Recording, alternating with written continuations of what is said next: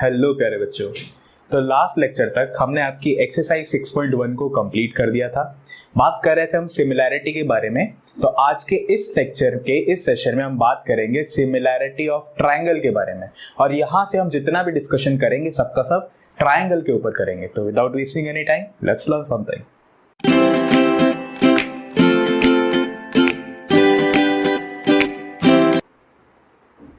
बच्चों, through out the chapter हमें similarity की बात करनी है ट्रायंगल के लिए, लेकिन उसे समझने के लिए एक मोस्ट इंपॉर्टेंट थ्योरम है जिसे हम बेसिक प्रोपोर्शनैलिटी थ्योरम भी कहते हैं।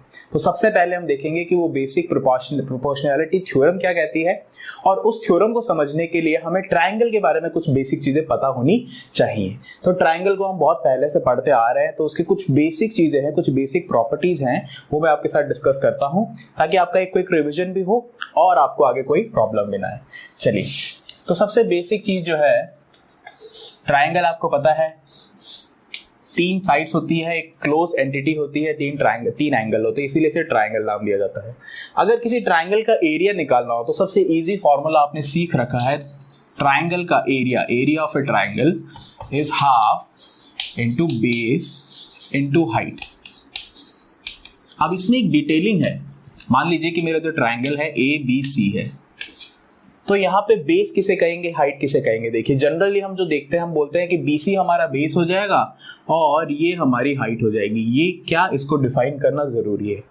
तो सबसे पहली चीज, सबसे कंसेप्चुअल चीज जो ये है वो ये है कि ABC ट्रायंगल में बेस सिर्फ BC नहीं है। इसी तरीके से अगर आपने ये AD को आप हाइट बोल रहे हैं, तो AD ही सिर्फ हाइट नहीं है।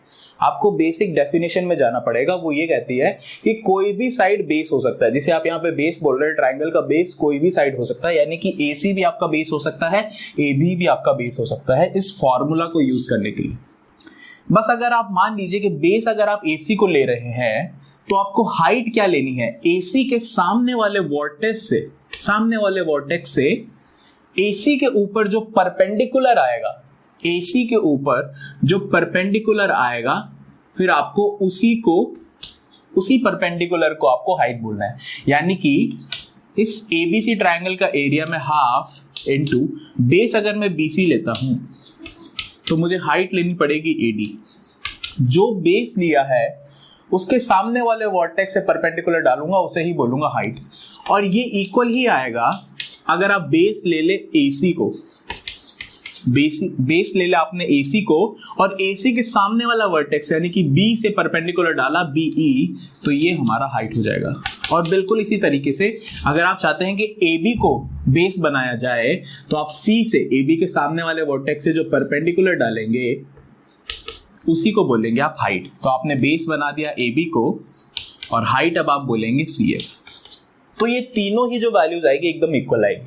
तो एक ट्रायंगल के लिए बेस आप किसी को भी बना सकते हैं, बस आपको ध्यान ये रखना है कि उसके सामने वाले वर्टेक्स से जो परपेंडिकुलर डाला गया है उसी को हाइट लेना है। तो ये हमारा ट्रायंगल बहुत सिंपल सा। इसके अलावा एक ट्रायंगल बनता है जिसमें कोई एक एंगल ऑब्ट्यूज एंगल यानी कि 90 डिग्री से बड़ा होता है, इस तरीके का। तो सेम चीज उसमें भी है, आप बेस किसी को भी ले सकते हैं। मान लीजिए कि इस ट्रायंगल के लिए मैंने BC को बेस ले लिया। अगर मैं BC को बेस ले रहा हूं, तो BC के सामने वाला वर्टेक्स यानी कि वर्टेक्स A, इस वर्टेक्स से BC के ऊपर परपेंडिकुलर डालना है। तो अब ये जो परपेंडिकुलर आएगा ना बच्चों, ये BC के एक्सटेंडेड वर्जन पे आएगा। देखिए, परपेंडिकुलर इस तरीके से आएगा, क्योंकि आप BC के इस वर्जन पे A से कहीं से भी कोई भी लाइन डालिए, वो 90 डिग्री पे कट नहीं करती है। तो इसीलिए आपको BC को थोड़ा एक्सटेंड करना पड़ेगा, और तब A से जो लाइन ये है, ये 90 डिग्री एंगल बनाएंगी। और अब इस केस में हमारा जो हाइट होगा वो AP होगा। यानी कि अगर आपको इस ट्रायंगल के लिए लिखना है, तो half into BC into AP, ये आपका ट्रायंगल का एरिया आ जाएगा। मान लीजिए कि आप चाहते हैं कि AC को बेस बना दिया जाए, तो फिर बहुत आसान है। तब डायरेक्टली आप यहां से बोल सकते हैं, ये अगर आप इसको D लेते हैं तो half into AC into BD ऐसे हो जाएगा। ऑलराइट, तो आपको अपनी कन्वीनियंस के हिसाब से बेस को डिसाइड करना है। अगर बेस डिसाइड हो गया, तो बेस के सामने वाले वर्टेक्स से बेस के ऊपर परपेंडिकुलर डालना है और उसी को हाइट बोलना है।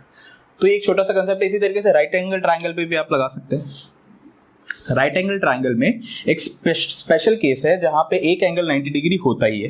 तो आप इनमें से किसी को भी बेस मान सकते हैं। इसको बेस मान लेंगे तो ये हाइट हो जाएगा, अगर इसको बेस मान लेंगे तो ये हाइट हो जाएगा। ध्यान देने वाली बात यह है कि मैं जो राइट एंगल ट्रायंगल का हाइपोटेन्यूज होता है उसे भी बेस कंसीडर कर सकता हूं अगर मैं एरिया निकालना चाहता हूं तो। अगर मैं हाइपोटेन्यूज को बेस कंसीडर करूंगा तो मेरे पास जो हाइट आएगी वो ये हाइपोटेन्यूज के ऊपर सामने वाले वर्टेक्स से जो परपेंडिकुलर है उसे हाइट बोलूंगा, और एरिया अगर आप देखेंगे तो सेम वैल्यू आएगी। तो ये बेसिक सा एरिया ऑफ ट्राइंगल निकालने का फॉर्मूला है। आपको कंसेप्ट क्लियर होना चाहिए कि किस तरीके से करते हैं। चलिए, अगर हमें ये फॉर्मूला आ जाता है तो इस फॉर्मूला पे बेस्ड एक एप्लीकेशन सी चीज है, उसे समझ लेते हैं जल्दी से। देखिए, वो एक प्रॉपर्टी हो सकती है ट्राइंगल की। देखिए, एरिया निकालना आपको आता है, मैं कह रहा हूं मेरे पास दो पैरेलल लाइंस है और किसी भी एक पैरेलल लाइन का एक सेक्शन मैंने ले लिया। मान लीजिए ये सेक्शन मैंने ए बी ले लिया। अब इसे बेस बनाते हुए, ए बी को बेस बनाते हुए मैं दो ट्राइंगल बनाऊंगा, लेकिन ध्यान ये रखूंगा कि दोनों के दोनों ट्राइंगल इन पैरेलल लाइंस के अंदर ही रहेंगे। देखिए, एक ट्राइंगल मैंने ये बनाया और दूसरा ट्राइंगल मैंने ये बनाया। दोनों ट्राइंगल की खास बात क्या है, चलिए इसे आप सी बोल दीजिए, पी बोल दीजिए। दोनों ट्राइंगल की खास बात क्या है कि बेस सेम है और दोनों सेम पैरेलल लाइंस के बीच में बने हुए हैं। तो आप देखेंगे कि यहाँ पे बेस दोनों का कॉमन है ए बी, तो दोनों का अगर मैं एरिया निकालना चाहूं, एरिया ऑफ ट्राइंगल मान लीजिए पहले ए बी सी का लेते हैं, तो half into base A B ही है, इंटू हाइट के बारे में अभी डिस्कशन करेंगे। इसी तरीके से area of triangle A B P अगर मैं लिखूं तो वो अगेन हाफ इंटू बेस तो ए बी ही है। हाइट की बात करते हैं, ए बी सी के लिए अगर हाइट निकालनी है तो आपको ए बी को बेस ले लिया है तो सी से आपको परपेंडिकुलर डालना पड़ेगा, वो ये हाइट आएगी। इसी तरीके से ए बी पी ट्राइंगल के लिए अगर आप परपेंडिकुलर निकालना चाहते हैं तो ए बी को बेस ले लिया है, पी से हम परपेंडिकुलर डालेंगे, यहां आएगी। आप नोटिस करेंगे कि दोनों ही ट्राइंगल्स के लिए हाइट की वैल्यू सेम आएगी, कुछ भी आए हाइट की वैल्यू सेम आएगी। चलिए, एक्स और एक्स दोनों हाइट की वैल्यू सेम आएगी। ऐसा इसलिए क्योंकि दोनों के दोनों दो पैरेलल लाइंस के बीच में बने हुए हैं। और अब आप देखोगे कि area of triangle A B C is equals to triangle A B P. तो ये एक प्रॉपर्टी है, अगर दो ट्राइंगल किन्हीं दो पैरेलल लाइंस के बीच में बने हो और उनका बेस सेम हो।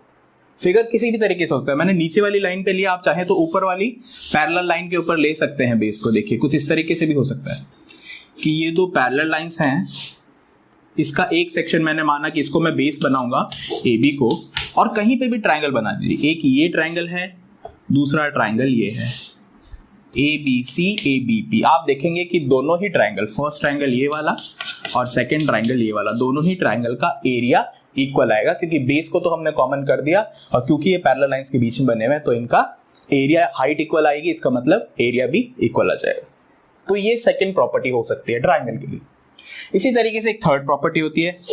पैरेलल लाइंस की बात करूं तो ये बेसिकली लाइन की प्रॉपर्टी है, पर इस चैप्टर में हम थ्रू आउट यूज करेंगे। दो पैरेलल लाइंस जा रही है, लाइन पैरेलल है, इनको कट करने वाली एक स्ट्रेट लाइन, दो पैरेलल लाइंस को कट करने वाली एक स्ट्रेट लाइन इन दो पैरेलल लाइंस को इक्वल एंगल पे इंटरसेक्ट करती है। यानी कि ये जो एंगल है ए, यही एंगल होगा B, angle A would be equals to angle B. इसी तरीके से अगर इस डायरेक्शन में देखूं तो मान लीजिए कि एंगल ये सी है और ये एंगल डी है, तो angle C would be equals to angle D. इसे हम लॉ ऑफ कॉरस्पॉन्डिंग एंगल भी कहते हैं। तो हमेशा ध्यान रखना इस प्रॉपर्टी को, वैसे ये लाइन की प्रॉपर्टी है लेकिन इस चैप्टर में हम यूज करने वाले हैं कि अगर एंगल कोई पैरेलल लाइंस को कोई एक लाइन कट करती है तो वो इक्वल एंगल पे कट करेगी दोनों की दोनों लाइंस को। तो ये वैसे लाइन की प्रॉपर्टी है पर इस चैप्टर में भी यूज करना है। लास्ट एक प्रॉपर्टी ट्राइंगल की डिस्कस कर लेते हैं। वैसे आपने जानते हैं इस प्रॉपर्टी को, अगर एक ट्राइंगल है तो उसके तीन एंगल होंगे, angle A, angle B, angle C. और इसी तरीके से कोई दूसरा ट्राइंगल है, उसके भी तीन एंगल है, एंगल पी, एंगल क्यू और एंगल आर। तो आपसे कहता है कि दो एंगल्स इक्वल हैं, किसी भी ट्राइंगल के दो एंगल्स इक्वल है, यानी कि angle A is equals angle P है और angle B is equals angle Q है। अगर ये दो एंगल इक्वल है तो तीसरा एंगल भी इक्वल होगा, ये प्रॉपर्टी है। तीसरा एंगल यानी angle C would also be equals to angle R. ये कैसे है देखिए, किसी एक ट्राइंगल के लिए तीनों एंगल्स का सम 180 डिग्री होता है किसी एक ट्राइंगल के लिए, यानी कि अगर मैं angle A plus angle B plus angle C करूं तो वो 180 डिग्री होगा, और इसी तरीके से angle P plus angle Q plus angle R करूं तो वो भी 180 डिग्री होगा। यहां से मैं अगर एंगल C निकालूं तो वो आएगा 180 minus angle A minus angle B, और अगर मैं एंगल R निकालूं तो वो आएगा 180 minus angle P minus angle Q, यानी कि A और B बराबर है P और Q के, तो एंगल C भी बराबर आ जाएगा एंगल R के।